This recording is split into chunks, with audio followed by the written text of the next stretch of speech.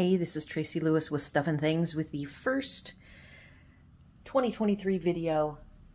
I made a bunch of birthday cards, and these cards are going to be going out this month, so by virtue of the fact that they need to go out today, they get to be my first cards. So I actually have 2 birthdays and a thank you. And I'm going to talk about a technique for this Oceanfront set. And I used Heron habitat. So I created a scene with Oceanfront, and then I added elements from Heron habitat to finish the scene. So I'm going to pull out, the first one is using the die cuts. So there is a pin for this. I will put the pin up on my blog. I made some changes to it, but it uses the basic same elements. I had to pause there. Hub came home. All right, so this first one uses die cuts.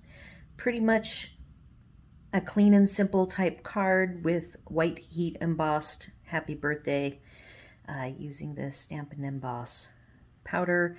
The big change I made was I added a sun. What I did is I chose from, I believe it was Beautiful Shapes, one of the smaller circles, and then put it on as a stencil, made the sun, and then added, it was in Daffodil Delight, and then added sponging around it in a kind of a halo effect.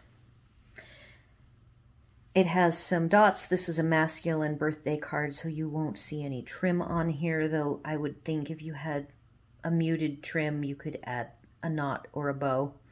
I've often used like the linen trim with these ocean water aquatic scenes and make like a boater's knot. Would be something fun to do. But in this case, I am just leaving it with the matte classic dots in the basic gray. And the colors are, this is So Saffron, listen to me, hello. So Succulent and Pool Party. And the birds are stamped in gray. Same with the cattails and the flying birds. On the inside, I just did some flying birds and the cattails. The envelopes, I did all the same. I added cattail and a bird flying from the other side. All right, so now I want to talk about the ones that use, so that one didn't use Oceanfront. These 2 use Oceanfront, and I wanted to talk about the differences in how I created the backgrounds. So this one was done first, the thank you, and I was not very fond of the sand, so in order to cover up some of that sand, I popped up the rock. Originally, underneath it are flat rocks. I used masking for having the seagrass behind the rock. And then I added a touch of green with the grasses to kind of mute the look of the sand. So the difference between this side and over here is that on this side I did the stamping, and I made these cards at 2 completely different times. Over on this side I used stamped off of each element, and I only did 3 very simple light stampings and no sand. I regretted doing the sand that I did on this thank you. And then I pulled out from my retirement stash the pebbles. I think those are great, and I have a stash of those to be putting on cards since they only were live and available for like 6 months. So I want to show you how to get the different 2 treatments. It's a really simple step. I can only do it with the spots because it's all I have. I don't have full-size stamp pads. And that might change because I now have room and space to store them. So this was done in Balmy Blue using this spot. It is a well-inked spot. So when I applied the ink to this one, that is, we'll talk about it first. And here's where I repeated it. I recommend it's slightly ombreed on the DistInktive, so you'll want to stamp this background scene stamp and decide which side you want the darkest, the top or the bottom, and then rotate it accordingly. I would even like write a note that, you know, on your particular stamp, here's what it looks like on the block. It's not really easy to tell, so you might want to take like a Sharpie marker and put a little star or an arrow once you decide top or bottom for the darker coloring. Then from there, in my case, on this stamped version, the darker is on the top. So when I inked it, I tend to ink by crisscrossing, and sometimes I'll rotate the stamp, but you'll see that there are harsh lines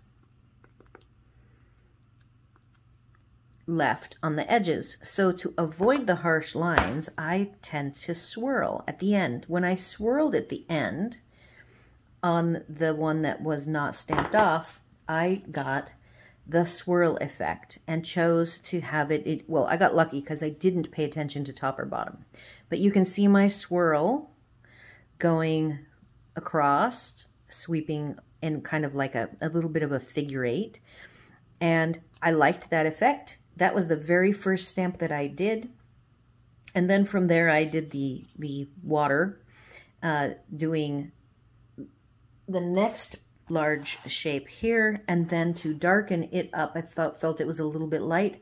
I went ahead and took the sideways, which to me is like the ground or the sand, and I inked it up with the soft succulent and re-stamped it to give both of these layers some depth.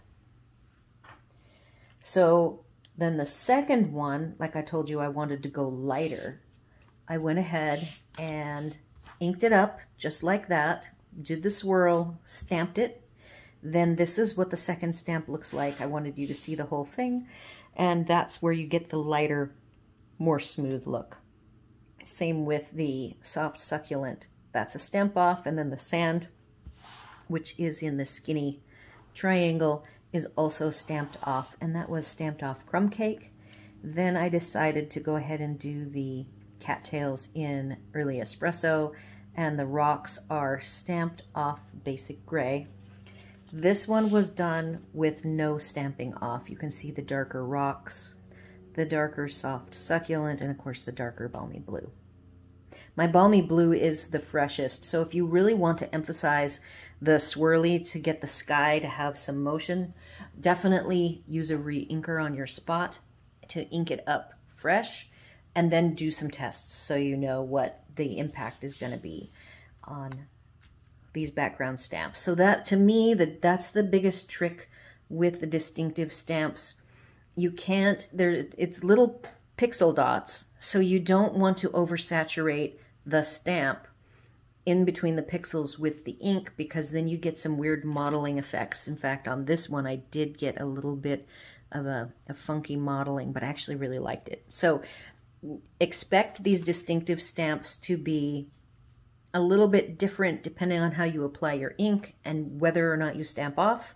And I think once you do some practice stampings and figure out the look that you like, it is something that you can replicate pretty readily. And that's what I like about these stamps, is that you get a lot of depth with them and some different treatments very easily. So the third one here, I did the classic matte dots on the second happy birthday. This is going to my cousin Ben. I went ahead and I liked this area. I didn't intentionally leave it empty. I still had envisioned another happy birthday that was heat embossed. And I had this space right here. This bird was not applied. I had applied this heron. So I went ahead and took the gamble, figuring if for some reason I misstamped it, I would go ahead and put a label over the top in the basic gray. But it worked out perfectly. Again, I used these little pebbles, and this is how he will receive it. and I stamped the inside of this one. And then don't forget on the back to put your handmade by stamp, either with your name or just something that says handmade, so they know it was handmade. This one I made a triple matte on a white base, or a double matte white base. And I went with a thin basic gray and then the crumb cake. And this one I wasn't quite as fond of. I just did some birds on the inside of this one. I did not like it as well as the first one. These two were made together, and that's when I decided, oh, I need another happy birthday for Ben. And I went with a little bit different version of a double matte, kind of taking the best of the one on the left and the one on the right and combining it into this final one. And I really like how all three of them came out. So that's it for this video. The next one coming up will be probably another, I've got a series of fun fish videos with the Fish and a Wish, and I am working on that. It is also a set of cards like this set, and I will get that up next week. And probably the third week of January will be my first edition, first episode of the Winter is Coming Wednesday series that I still have to figure out what I'm going to do. And the reason why I'm going to wait a week is I have a pre-order coming. Not a pre-order, I guess it's now live. An order coming that I will be looking around for some fun holiday type card ideas using the non-holiday stamps that I have purchased. Please be sure to like, share, and subscribe. And thanks for watching.